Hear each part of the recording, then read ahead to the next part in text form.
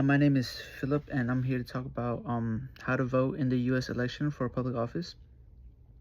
The government does this to determine certain eligibility requirements.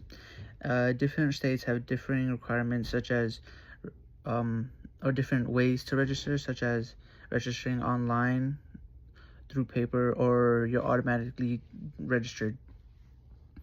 Most states have a residency requirement, often requiring those to live there for 30 days before voting. Although many states offer same-day registration to increase voter count for those who are already residents. Following the Civil War, southern states used measures such as literacy tests, poll taxes, and the grandfather clause to prevent black citizens from voting. The grandfather clause is where you can automatically vote if your grandfather had voted, but being the first generation of free slaves, it was it's called voter suppression. Following these events, there were many acts by Congress, such as the 24th Amendment, the Voting Rights Act, or the court case, the Shelby County v. Holder 2013. The Voting Rights Act, which protected minority voters and allowed federal oversight over regulations, but it was then overturned by the Shelby County v. Holder in 2013, which overturned a landmark legislation. But there was the Motor Voter Act, or the National Voter Registration Act, which allowed for people to register while applying for a driver's license, allowing for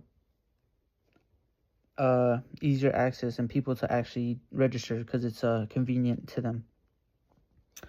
But this also created this didn't increase voter count as much because of there wasn't an urgency. To vote, you must be a citizen, a resident, and at least 18 years old. Although it used to be 21, but after the Vietnam War and the idea that you could die for the country at 18, but you couldn't vote until you're 21, caused that to be overturned.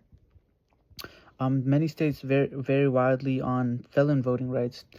For example, Kentucky permanently bars felons, and Vermont and Maine have very few restrictions on that.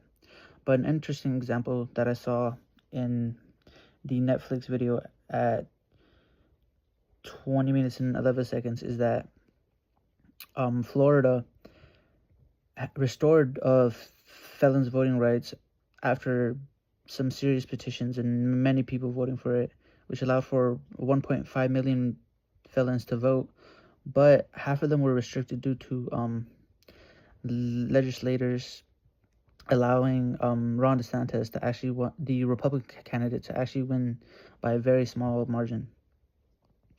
Another restriction is voters must also be deemed competent and not currently serving jail time. For my second topic, I chose gerrymandering. I never knew that gerrymandering came from a man named Elbridge Gerry. But Gerry was a founding father. He signed the Declaration of Independence, and he was the governor and the fifth vice president of the United States. But even with all those, he is widely known for his popular term gerrymandering, which is when political parties divide voting districts in ways that their representatives win. That they can do this by drawing the districts around the populations that would support them, or splitting up those that don't support them. This is a controversial technique that Elbridge Gerry used for the first time ever in 1810, as to replace every Federalist in office for ones from his own party, the Democratic Republican Party. The mander in gerrymander comes from a political satire drawing of a salamander, and they just combined the two, so we got gerrymander.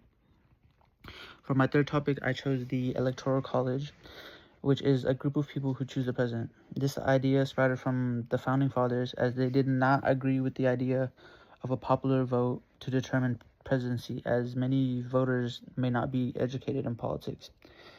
The way the Electoral College works is that each state gets a certain amount of votes based on population. For example, California has 55 electoral votes, while South Dakota has 3, and California being the most populated state.